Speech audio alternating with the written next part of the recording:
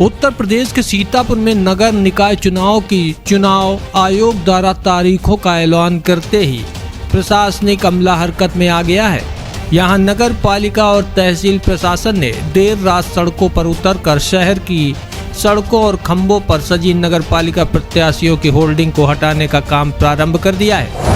SDM सदर गौरव रंजन त्रिपाठी और EO वैभव त्रिपाठी के नेतृत्व में नगर पालिका टीम ने शहर के विभिन्न मार्गों और डिवाइडरों पर लगे खंभों पर प्रत्याशियों की लुभावनी होर्डिंग को हटाने का काम शुरू कर दिया है।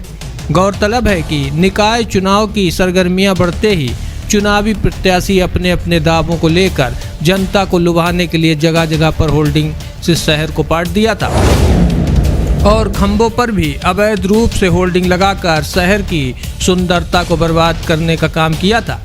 चुनावी बिगुल और तारीखों का ऐलान होते ही चुनाव आयोग ने आचार संहिता को प्रभावित रूप से लागू कर दिया। इसी आचार संहिता के चलते अब शहरों में लगी प्रत्याशियों की होर्डिंग को हटाने का काम देर रात तक जारी रहा है। अधिक जानकारी के लिए हमारे साथ जुड़ रहे हैं मोहित जी। मैं बिल्कुल बता दूं राजेश जी, सीतापुर आचार संहिता आज जैसे ही आज चुनाव तारीखों का ऐलान हुआ है, 2 चरण में चुनाव होना।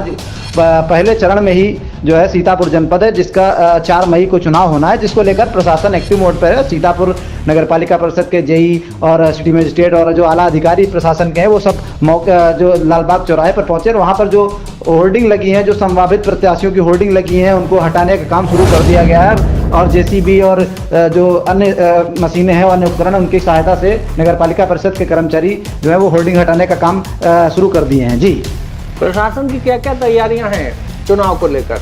प्रशासन चुनाव के मोड में पहले से ही था, लेकिन जो कोर्ट के मामला चला गया था जिसके कारण से प्रशासन थोड़ा सा इसमें ढिलाई बरती थी। लेकिन जैसे ही आज चुनाव की तारीखों का ऐलान हुआ, चरणों का ऐलान हुआ कि 2 चरणों में चुनाव होना है, जिसमें पहले चरण में ही सीतापुर जनपद है, तो उसको लेकर प्रशासन फिर एक्टिव मोड में आ गया और चाहे वो पुलिस प्रशासन हो, वो भी अपनी सुरक्षा व्यवस्था को लेकर चौराहे चौराहे पे दिख रहा है और प्रशासन अपने आप में एक्टिव मोड पे आ चुका है, जो अपनी तैयारियों में फिर से लग गया है। जी, जानकारी देने के लिए बहुत बहुत धन्यवाद।